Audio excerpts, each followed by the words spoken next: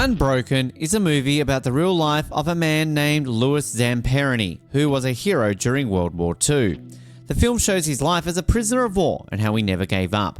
His story is surely one for the history books. Let's take a quick look through it, shall we? The movie kicks off with a scene in World War II where American planes are flying towards Japan. On one of these planes is a Louis, who serves as a bombardier. His study involves dropping bombs on targets in Japan. They achieve their mission by successfully hitting those targets. However, things take a turn on their way back. A Japanese fighter plane swoops in, engaging them in fierce battle. The situation worsens as they face a technical issue with their plane's doors. Louis steps in to repair them, putting himself at risk of getting shot by the Japanese fighter planes. While they manage to fend off the attackers, they sadly lose some of their comrades during the intense fight. Moreover, their plane sustains damage and the crew faces an uncertain landing. With doubts about their safety, they press on. The tension is palpable as they attempt to touch down on solid ground after this harrowing ordeal. This opening sequence sets the stage for Louis's remarkable journey, full of challenges and adventures as the story unfolds. It's a glimpse into the hardships and resilience that will define his wartime experience. The story then shifts to Louis's early life. He was a kid who often found himself in trouble. Surprisingly, even at the age of 12, he was involved in drinking, smoking, and even stealing. As an Italian immigrant to the United States, Louis faced a lot of teasing and bullying from other kids. One day, he got into a fight with some of these kids, which caught the attention of the police. They brought him home to his dad. Louis's father was understandably upset with his behaviour. However, things took an interesting turn when Louis's older brother, Pete, noticed something special about him. Pete saw that Louis had a remarkable talent for running. He believed in Louis even when he didn't believe in himself. Pete encourages his younger brother to pursue a fun day. Committed to it, he wouldn't end up as a failure. This support and faith from his brother became the turning point in Louis's life, setting him on a path towards becoming a dedicated runner. Years went by, and Louis became a great runner, setting records in high school. He even got a chance to go to the Olympics in 1936. He didn't win a medal, but he had a dream to win at the next Olympics, which were going to be held in Tokyo in 1940. Unfortunately, World War II started, and the 1940 Olympics were cancelled. Now back to the beginning scene. After their plane lands safely, Louis sees his pilot, Phil, praying. Louis doesn't believe in God and doesn't understand why Phil prays. Then we see Louis training by running alongside a jeep. But he gets a message that he and his team need to go on a rescue mission. The plane they use is old and unstable. Mid-flight, one engine fails and another one follows. They're going to crash. They crash into the ocean, and many of their friends die. Only 3 survive: Louis, Phil, and Mac. They get into inflatable boats and struggle to survive. They go for days without food or water, and then they catch a seagull to eat, but their stomachs can't handle it. One night, as they're about to give up, Louis prays to God. He promises to serve him if they survive. They survive a storm, and their water supply gets replenished by the rain.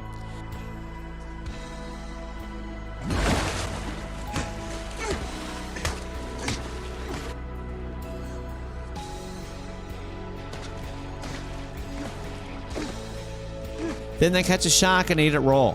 They see a plane, but it's Japanese and it starts shooting at them.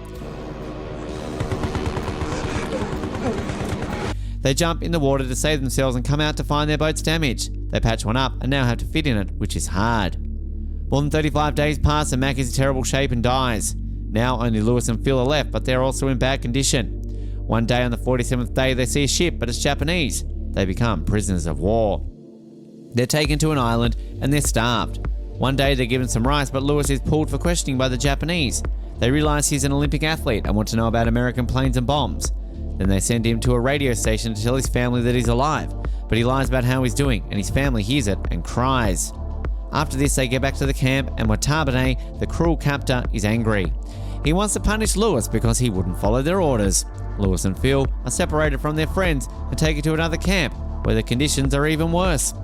At this new camp, they're forced to do hard labour, like cleaning toilets used by other prisoners in the Japanese army. Watanabe, who hates Louis the most, catches him looking at him and beats him up. The prisoners stay strong and do not help the enemy. One day, they watch American planes bombing Japan, and Watanabe sees this. At night, he beats Louis for no reason.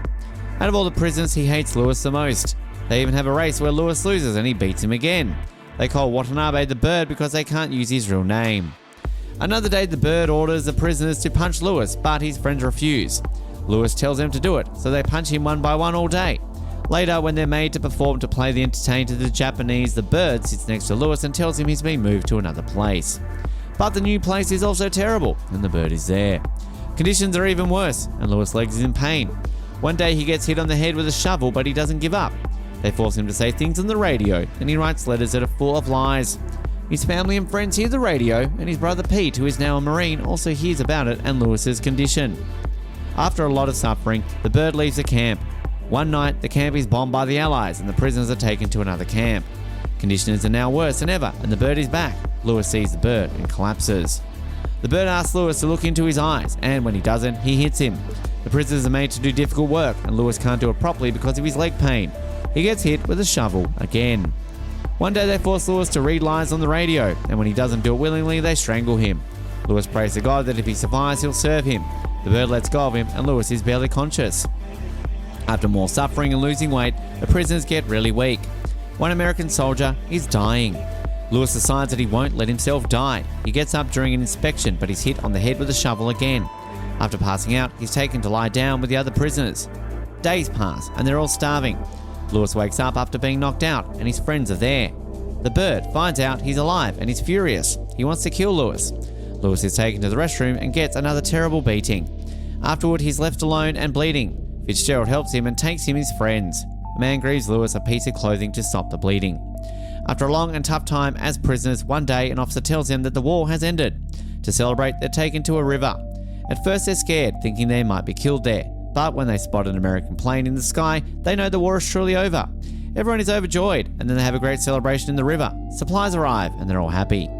Lewis goes to the cabin of the bird, their cruel captor, but he's not there. When Lewis finally returns home, he's so grateful that he kisses the ground. He reunites with his family, gets married, has children, and keeps his promise to serve God. Phil, his friend, also survives the war and starts a family. The bird hides as a war criminal but later gets amnesty. Many years pass and Lewis goes to Japan. He forgives everyone, including the bird, which is a big deal. Lewis always wanted to run in the 1940s Olympics, but the war caused him to be cancelled. At the age of 80, he's finally fulfilled his dream by lighting the Olympic torch in Tokyo. This is a symbol of forgiveness and making amends with former enemies. It shows that even in the worst times, people can find peace and reconciliation. And that's it for the video, folks. If you've watched this movie before, let us know in the comments what you think about it.